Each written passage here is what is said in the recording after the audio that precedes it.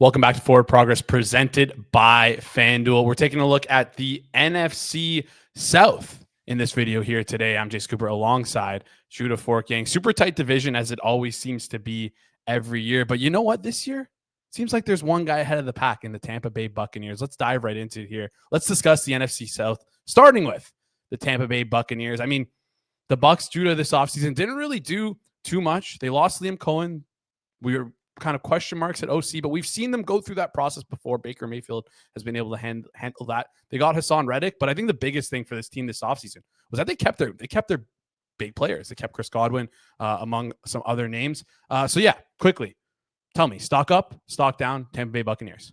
Yeah, I guess stock up is where I'd put it, but certainly that's relative to the rest of the division, which is like this. I think it's a very stable team. Right? They've won the division the last 2 years. They got better last year.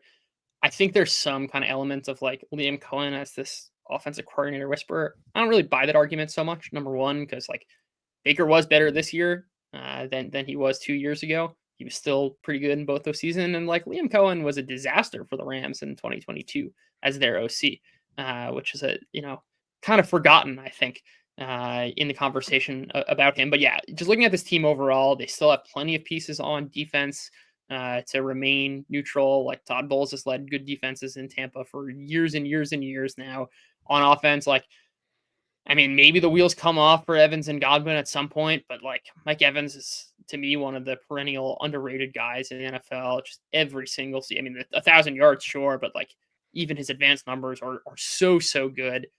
This is a guy that I think continues to kind of chug along, and Baker Mayfield has turned into a really solid quarterback. And I think it's kind of easy to see the arc of his career of like a guy who was pretty good. Everyone kind of had their eyes circled on a year 3 Baker Mayfield breakout. He hurts his shoulder and it kind of spirals the rest of the career. This doesn't really matter other than to say, like, I think Baker's a really solid quarterback. He's almost definitely the best quarterback in the NFC South right now. It's just going to give you such an advantage, especially when the rest of the roster is still really solid. I think this is going to be a very good team. And if they're not winning the division, they're certainly right up there competing for it. Yeah, and I think I'd be shocked, and I think the odds makers would be shocked if they don't win the division with that plus 120 right there on FanDuel. Yeah, I agree with everything that you said there, especially happy with how cheap they kept Chris Godwin for. Pretty nice number coming in there at 22 million APY. Yeah, I think I agree with you. Stock up here just in terms of the rest of the division. Now let's get into the rest of the division, though. The Atlanta Falcons up next. I mean, we talked about in a previous video a team that's floundering in the Arizona Cardinals, and I feel like the Falcons are kind of in a similar way. Obviously, the biggest change for them this year is going from Kirk Cousins to Michael Penix, and yeah, so just curious your thoughts on the Falcons here. Stock up, stock down. Yeah, what are your thoughts on their offseason? Stock question mark. I think it's really like a question of like how good is Penix? Like is he bad quarterback and the Falcons are going to be bad? Like I think they're going to go as far as he takes them. They have like plenty of talent, I think. Their offensive line's pretty good. They lost Drew Dalman, but like that's fine. They've got certainly a very good tackle duo. Like who knows what you're going to get from Kyle Pitts, but Drake London, I think, has established himself as one of a legitimate wide receiver one. Darnell Mooney's is a good secondary piece. They very well could add someone in the draft. And like on defense, they made a bunch of signings last year. Guys like Jesse Bates, solid players. I don't think this is a defense that you're going to write home about. I don't think it's a defense which is going to completely nuke their season. I think it's really a question of like how good is Penix, and he's going to take them as far as they'll go. Yeah, plus 260 right now on FanDuel, and their win total is lined at 7.5, slightly juiced towards the over at minus 115. And yeah, pretty much echo everything you've said there about Penix, because it really is all about Penix. I took a look at like kind of who they added, who they lost, and it's just kind of a bunch of the same dudes coming in as they were coming out. The biggest thing is that all these guys are kind of retread Raheem Morris players. Maybe there's something he knows about these guys on defense that we don't, but I'm going to lean towards probably not. So anyways, let's move on to our next two teams in the Saints and Panthers. But before we do, I want to give a quick shout out to our sponsors over at FanDuel. It might be the offseason, but if you want to bet on the NFL draft and NFL futures, FanDuel is the place to go for that actions. They have tons of options from NFL win totals, NFL division prices, conference winners, Super Bowl winners. Heck, they even have NFL draft props that you can take a swing at. You think someone's going to win the MVP? go check out their awards market. Tons of options available on FanDuel throughout this offseason. Just visit fanduel.com/forward progress to download America's #1 sportsbook. That's fanduel.com/forward progress. All right. Up next on the list, that lined at plus 490 right now to win the division, the New Orleans Saints. And I mean, yikes. When I look at this team, I see yikes, right? New head coach comes in and Kellen Moore, who I'm really not a fan of. Brandon Staley is their defensive coordinator. Didn't really make any big moves in free agency. Tell me your opinion on them. Stock up or stock down? Yeah, I think the stock's really far down. It's hard to kind of know what the stock is, but I don't think the outlook is too great for them either. You mentioned the coaching staff. I think you're right to say this might be one of the worst in the NFL.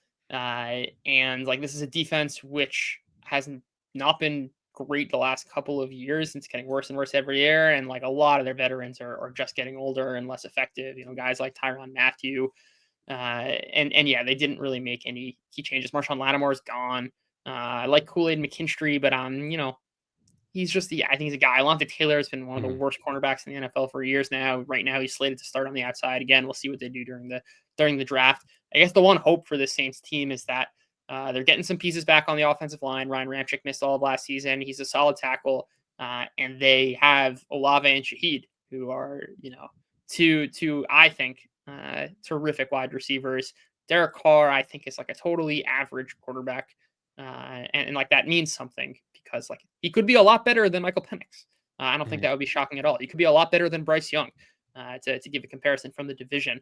And in that, there's maybe some floor and perhaps some ceiling if those guys can finally stay healthy and if they can figure out the offense. But yeah, I'm with you. You look at this team and we kind of know who they are. It's not been a team that's been good the last 2 years, and it only looks worse if you're kind of projecting onto 2025 from what we've seen the past couple of years. Yeah, and the biggest thing was that not that their O-line played great last year, but they were definitely, again, we talked about this a ton, coached up a bit by Kubiak. And if that's not going to be the case this year, it might be a real disaster for the team. Win total right now for them is lined at 6.5, minus 110, both sides. Let's get into the last team. My favorite team, maybe in the NFL, at least in the division, that's for sure. The Carolina Panthers, hashtag eager effect, made a lot. Didn't really make too much in the offseason. I was going to say made a lot of moves. The biggest thing for me, fantasy guy, Rico Dowdle signing. Not really sure that matters much. I think the biggest thing is that they got NFL players on their defense. They like more mature players, I guess, on their defense. Maybe paid a little bit more for some contracts. Tell me your general thoughts about the Carolina Panthers here. Stock up, stock down, stock neutral. How are you feeling? Yeah, stock is kind of neutral. I think certainly the market, and even I think just like general perception of where the Panthers are at, is like a team kind of on the up and up, that like sneaky team that can win the NFC South. I think a lot of that is kind of placed in what we saw in the second half of Bryce Young. And there's probably some merit to that. And there's also probably some merit to a quarterback like second year in a new system. And like, the offensive line's fine. I think they need a lot more out of Xavier Legette. Maybe again, they draft someone to kind of replace that role. Jalen Coker was a nice surprise. But if we just take an overall perspective of what this team could be, when the expectations are this is a 2-win team, as it was kind of certainly in the middle of last season, like this might be one of the worst teams in the NFL. Like, yeah, they are much better than we anticipate. When we're already starting to talk about a team that can, like, I don't know about like win the division, let's say, but kind of be like a little frisky there, like team implied to like win about 7-ish games. I would just set the expectations a little lower because like we still don't know what Bryce Young is. I don't think it would be very surprising to me if he's a top quarterback. This is still a bad defense. Yes, they have some pieces. It's better than what they were. And just like with the receiving court, you're like relying on like 90-year-old Adam Thielen to get the work done. It's not the same as having a lot of established players. Now, look, if Bryce Young is a top 5 quarterback, sure, they can absolutely win the division. I just think the chances of that are pretty slim. Yeah, and like you mentioned there, it felt like a two-win team halfway through the season. Currently, right now on FanDuel, they're priced right now as a 6.5 win team, minus 25 towards the over, slight juice towards the over.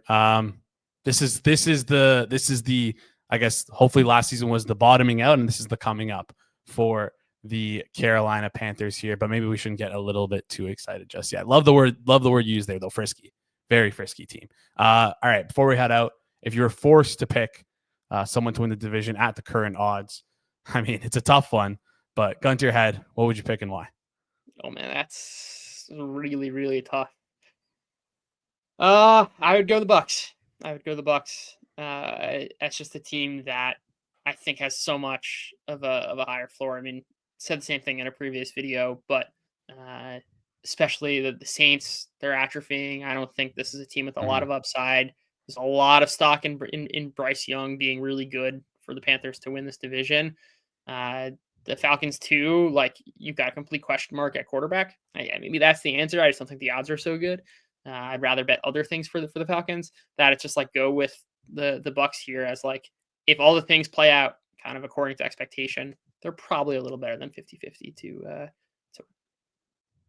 Yeah, I love that plus 120. That was kind of where my mind was going as well. And that wraps it up for us here today. If you enjoy the content, do us a favor, smash that like button. It goes a long way for us. We're going to be doing a couple more division previews. We're going to be doing every single preview for each division moving forward. So if you're interested in those, make sure you hit that subscribe button. We also got some draft content coming your way.